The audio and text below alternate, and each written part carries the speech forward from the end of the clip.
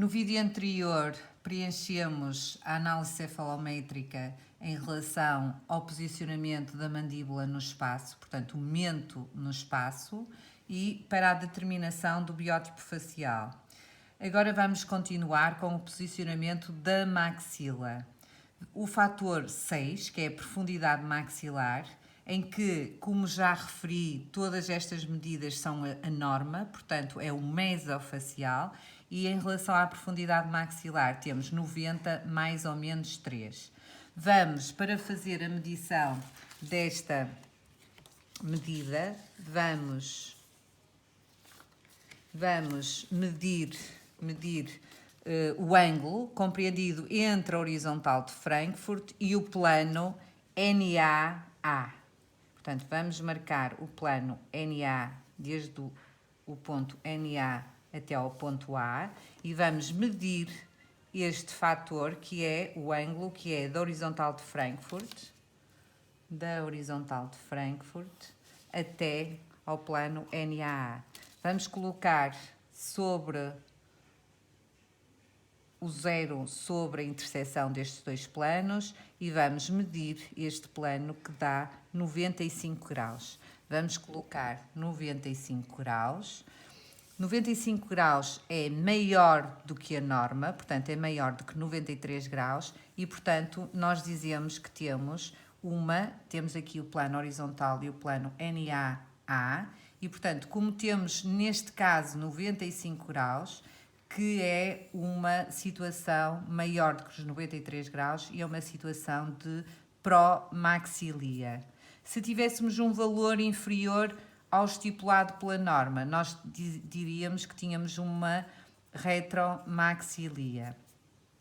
Se tivermos os valores compreendidos entre 87 graus e 93 graus, diz-se que temos uma normomaxilia. Portanto, aqui neste caso têm que colocar promaxilia.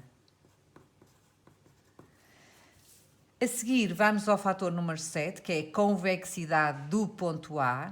Para a convexidade do ponto A, reparem que até agora fizemos sempre medições angulares. Esta é uma medição linear, em que vamos medir a distância desde o plano facial, que já tínhamos marcado, portanto, para a determinação do biótipo facial, que é NA pogónio, e vamos medir a distância linear entre o ponto A e o plano facial.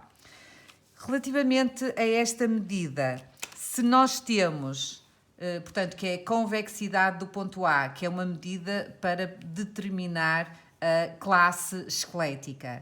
Se nós temos o ponto A à frente do plano NA pogónio de 0 a 4 milímetros, porque a norma é 2 mais ou menos 2, e portanto, se termos dentro destas medidas de 0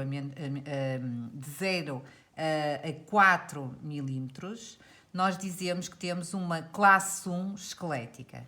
Se pelo contrário, se nós temos o ponto A à frente, mas maior do que 4 milímetros, nós dizemos que temos uma classe 2. Pelo contrário, se temos o ponto A atrás do plano facial, menos de 0, portanto, medidas negativas, porque está atrás do plano facial, nós dizemos que temos uma classe 3 esquelética. Se nós tivermos o ponto A nos 4 milímetros, nós dizemos que temos uma classe 1 com tendência à classe 2.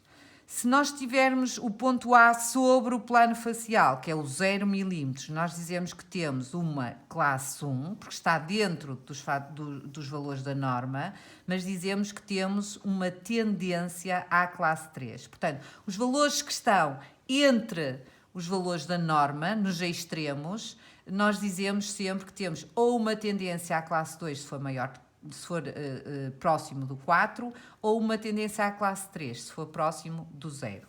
Neste caso, vamos então medir e temos então uma situação de ponto A atrás, o ponto A está atrás do plano facial e temos menos 2 milímetros. Portanto, menos 2 milímetros significa que eu tenho uma classe 3 esquelética.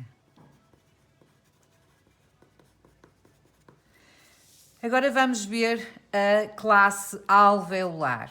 A classe alveolar é medida da distância AB. Tal como eu já referi, A significa maxila e B são pontos alveolares mandibulares. Portanto, A, pontos alveolares maxilares e ponto B, pontos alveolares mandibulares. Então, como é que vamos fazer esta medição? Vamos colocar a linha base da régua de Rickett sobre a horizontal de Frankfurt, vamos projetar o ponto A sobre a horizontal de Frankfurt e, portanto, vamos atracejado, estas linhas são atracejado e vamos encontrar aqui um A'. Depois vamos ao ponto B, da mesma forma, a linha base sobre a horizontal de Frankfurt e vamos projetar o ponto B para, e têm que colocar atracejado para nós sabermos que vocês fizeram correto, e vamos colocar aqui o ponto B. Da mesma forma, se nós temos, em relação à convexidade alveolar, se nós temos o ponto A', B', com medidas, tal como diz aqui, com medidas de entre 4 milímetros mais ou menos 2, portanto, se os valores estiverem entre 2 e 6 milímetros, nós dizemos que temos uma classe 1 alveolar. Se tiver maior do que 6 milímetros, dizemos que temos uma classe 2 alveolar. Portanto, significa que o ponto A está à frente do ponto B, 6 milímetros.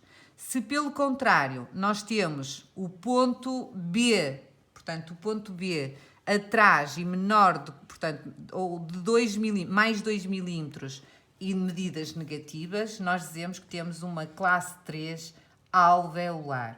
Neste caso, como temos o ponto B atrás do ponto, o ponto B está à frente do ponto A, nós dizemos então, porque sabem que a norma é a maxila estar à frente da mandíbula e, portanto, o ponto A estar à frente do ponto B.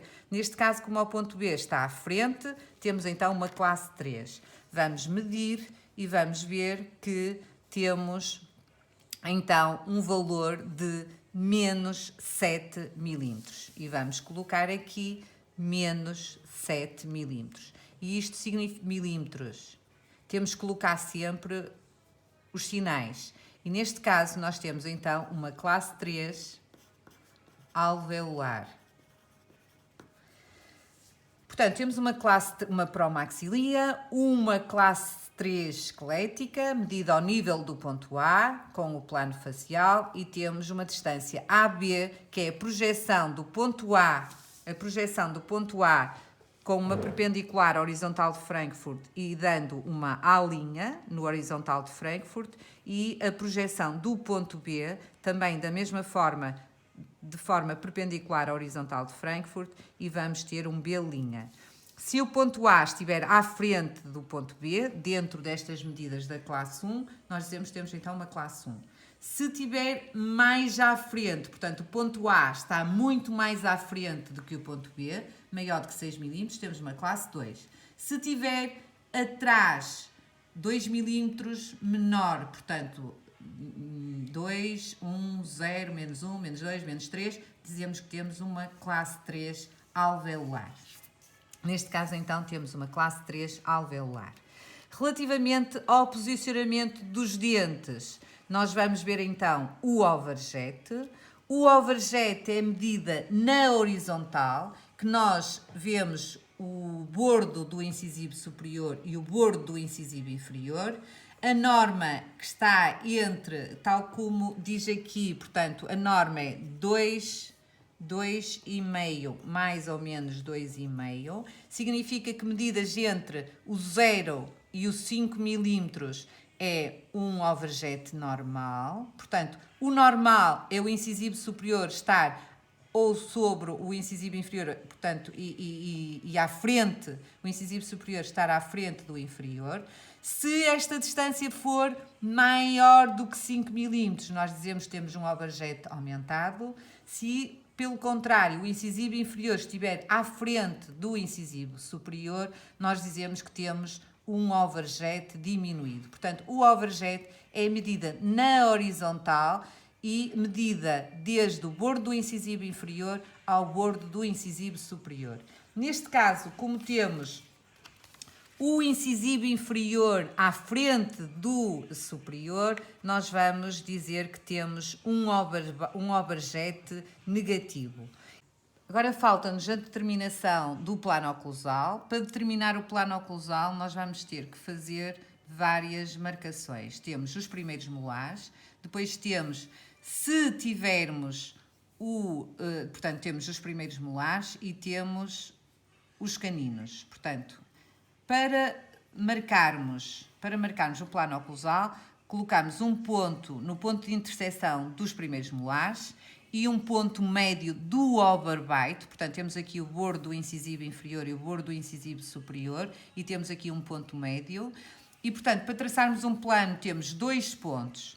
Se por acaso não temos ou o canino decíduo esfoliou e o canino definitivo ainda não erupcionou e portanto não existem estes dentes, nós vamos aos primeiros molares decíduos e fazemos o ponto de contacto. Se, pelo contrário, estes esfoliaram e os primeiros pré-molagem ainda não erupcionaram, nós vamos marcar, então, os segundos molares decíduos. E, portanto, nós temos que ter, para traçar um plano, dois pontos. Se tivermos todos, podemos colocar todos e automaticamente vai-nos dar, com maior precisão, o nosso plano oclusal. Vamos agora então marcar aqui, no nosso caso 3, o plano oclusal, que é o ponto de interseção dos molares e vamos agora ter que tirar a folha para ver o ponto de interseção do overbite médio dos caninos. Depois podemos traçar outros pontos no sentido de agora conseguirmos passar então e traçar o plano oclusal tal como eu defini há pouco. Já temos então o plano oclusal traçado. Queria só chamar a atenção que muitas vezes o que acontece é que quando há ou uma assimetria ou um canto no plano oclusal, isto é, um plano oclusal direito e um plano oclusal esquerdo que não está no mesmo sentido, muitas vezes o que acontece é que vê-se na radiografia situações como estas.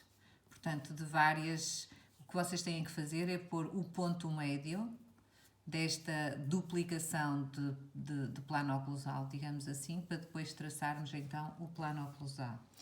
Vamos então agora traçar e medir o overjet. Para medir o overjet, tal como eu já referi, nós temos então uma situação de 2,5 mais ou menos 2, isto é, de 0 a 5 é normal. Se for maior do que 5 é um overjet